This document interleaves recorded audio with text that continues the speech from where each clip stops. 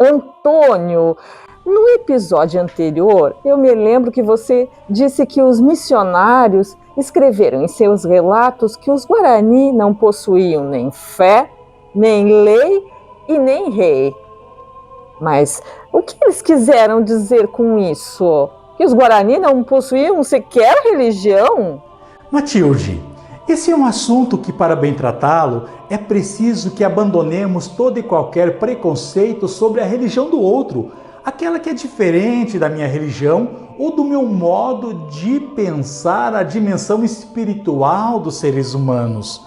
Digo isso porque estamos acostumados a definir como religião um conjunto de doutrinas bem arranjado teologicamente, que se perpetua no tempo e no espaço a partir de uma estruturação física, de um corpo sacerdotal, de uma ritualística e de uma ética que une a dimensão física e a sobrenatural.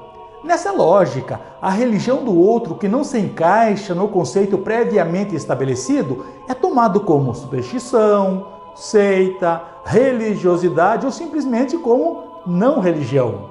Mas como assim? O que isso tem a ver com os Guarani antes da chegada dos missionários cristãos? Veja, Prof. Tilde, quando os missionários contataram os Guarani no período colonial, perceberam que eles não possuíam grandes templos como os europeus ou como os incas, astecas e maias. Tampouco encontraram uma casta sacerdotal, embora tenham encontrado líderes espirituais, os quais foram designados desde o início de magos ou feiticeiros.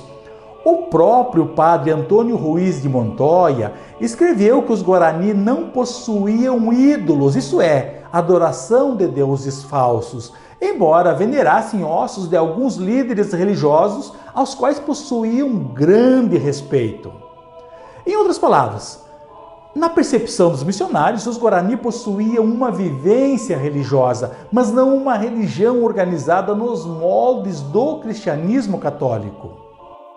Mas como era essa convivência, essa vivência religiosa ancestral? Estou curiosa, você podia falar um pouco sobre ela?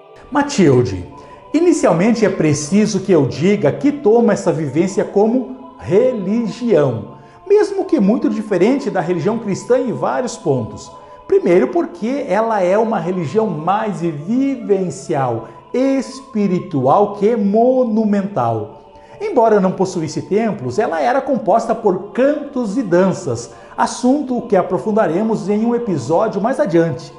Esses cantos e danças eram rituais adequados para diversos momentos da vida, como para festejar conquistas pessoais ou comunitárias, nascimentos, recebimento do nome, bênçãos, na passagem de fases da vida, na morte, enfim, aconteciam em momentos importantes da vida.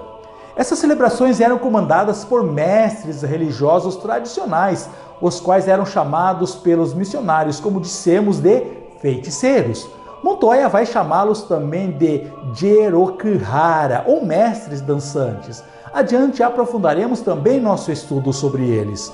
Esses homens e mulheres também desempenhavam a função de cura das doenças que acometiam as pessoas, fossem elas espirituais ou físicas. Negativamente, os missionários chamaram os momentos celebrativos ancestrais de borracheiras, dado o costume ritual de cagui, uma bebida fermentada feita de milho, de raízes como de mandioca ou batata, de mel ou de frutas. O padre Montoya registrou essas bebidas como vinho. Quando era feita de milho, a vati cagui era chamado de xixa. Uva cagui era o vinho de cepas, e cagui, vinho de mel. Caracu, vinho de raízes, como também era chamado o tutano de vaca. Devido a ser tomado como problema social, mas principalmente como empecilho para se tornar cristão, o consumo de cagui foi atacado desde o início da implantação de povoados de indígenas.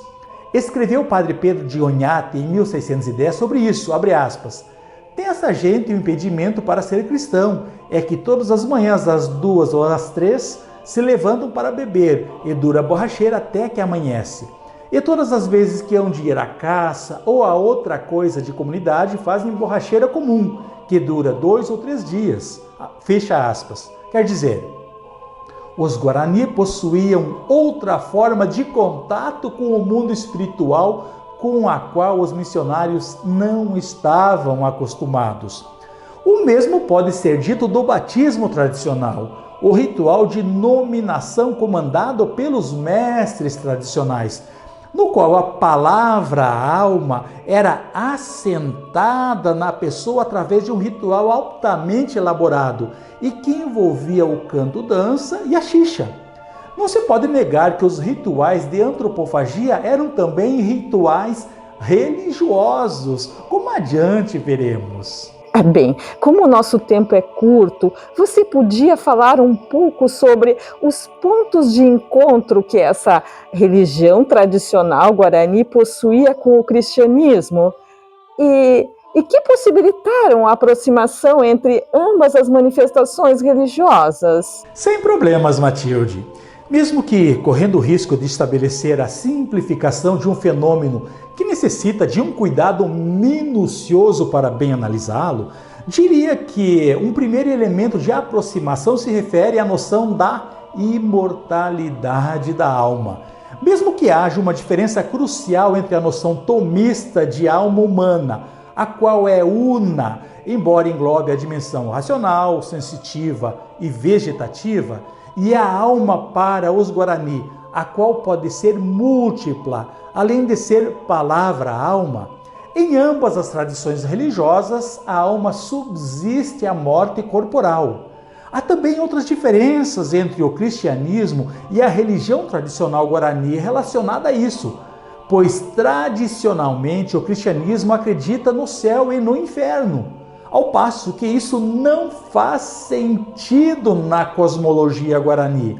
Mas as traduções que os missionários realizam da doutrina católica para a língua guarani está toda alicerçada na noção da imortalidade da alma e na necessidade de salvá-la através de rituais específicos, algo já presente na cosmologia ancestral guarani. Outro elemento a se considerar é o modo extremamente religioso de ser dos Guarani e o respeito que tinham por seus mestres tradicionais. Tradicionalmente, a vivência espiritual do cotidiano, antes da chegada dos colonizadores, continuará nos povoados jesuíticos, embora que em outras bases. Mas esses assuntos serão melhor aprofundados aqui na série. Espero que tenhas gostado do assunto tratado neste episódio. Até o próximo Água de EVT. Obrigado.